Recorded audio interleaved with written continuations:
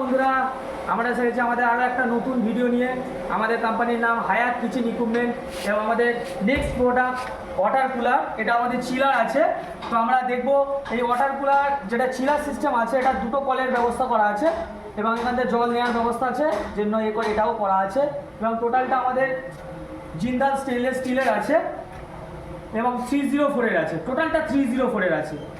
এবং এই চিলারটা যে আছে ওয়াটার কুলার, এটা 100 লিটারের আছে। এটা 100 লিটারেরও হয়, এটা 60 লিটারেরও হয়, এটা 40 লিটারেরও হয়, এটা 80 লিটারেরও হয়, এটা 150 লিটার। কারণ এটা আমাদের ম্যানুফ্যাকচারের কারখানা, আপনি যেমন বলবেন আমরা সেভাবে আপনাকে বানিয়ে দেবো।